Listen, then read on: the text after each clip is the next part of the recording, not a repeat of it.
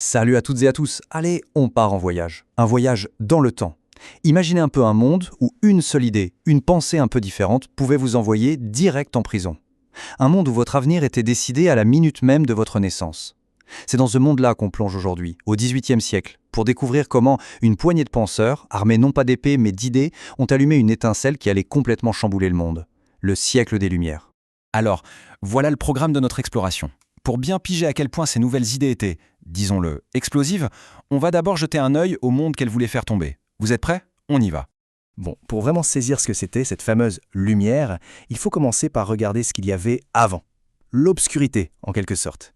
Et cette obscurité, c'était une société complètement bloquée, super insuste, qu'on appelle l'Ancien Régime.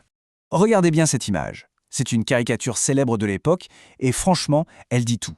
On y voit la société française divisée en 3 groupes, ce qu'on appelait les ordres.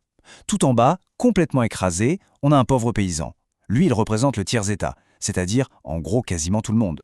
Et sur son dos, qu'est-ce qu'on voit en train de profiter? Eh bien les 2 autres ordres, les privilégiés. Le clergé, donc les gens d'église, et la noblesse. Et là, attention, les chiffres sont juste dingues. 97% pour le tiers-état. Pour se faire une idée, c'est comme si dans une classe de 30 élèves, il y en avait 29 qui bossaient et qui payaient pour tout, pendant qu'un seul élève profitait de tout sans rien faire. C'était ça la France à ce moment-là. L'énorme majorité de la population n'avait aucun pouvoir, mais c'est elle qui payait tous les impôts. Ce système, qu'on appelle la société d'ordre, il était complètement verrouillé. Tout était basé sur la naissance. On naissait paysan, on restait paysan toute sa vie. Point. Et pour que tout ça tienne debout, tout en haut, il y avait le roi, un monarque absolu qui avait tous les pouvoirs. Et sa légitimité, elle venait d'où? On disait qu'elle venait de Dieu lui-même. Autant dire que c'était compliqué à contester. Et pourtant, face à ce monde qui paraissait gravé dans le marbre, quelque chose de nouveau va apparaître. Pas une armée avec des canons, non, juste une idée, une étincelle. Voyons un peu comment cette fameuse raison a commencé à éclairer la nuit. Alors concrètement, c'est quoi les Lumières? En fait, c'est une idée à la fois simple et totalement révolutionnaire. L'idée que notre meilleur outil, c'est notre cerveau, notre raison. C'est un peu comme si tout le monde avait une lampe de poche. Au lieu de suivre aveuglément ce qu'on a toujours fait, ces penseurs disaient « et si on allumait tous notre propre lumière pour y voir plus clair, pour comprendre le monde et l'améliorer ?» L'objectif, c'était vraiment ça, éclairer les esprits.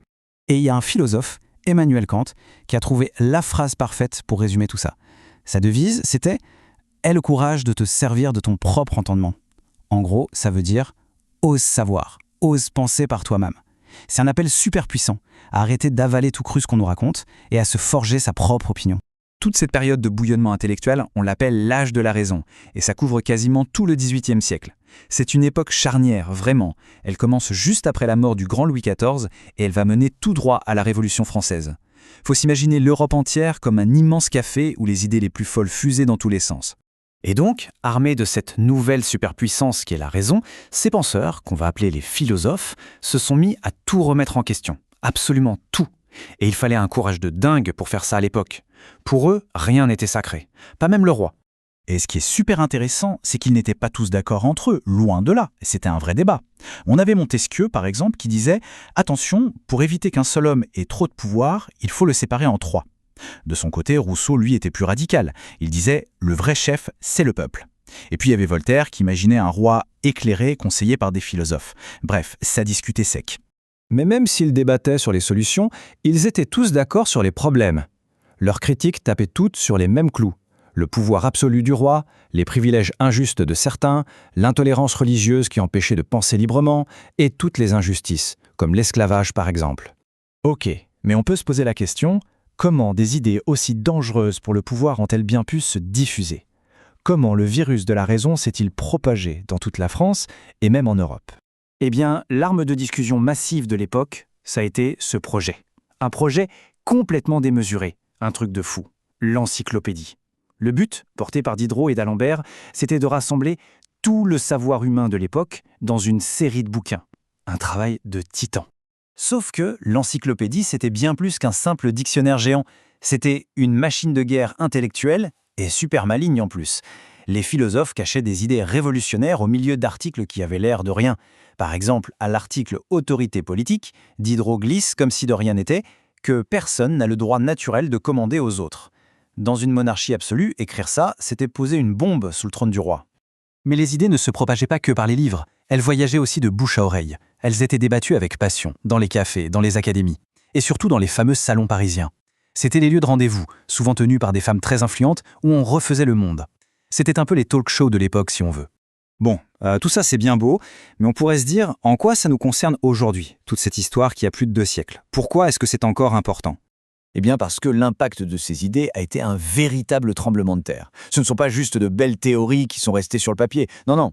Ce sont ces idées qui ont armé intellectuellement les révolutionnaires, que ce soit en Amérique ou en France.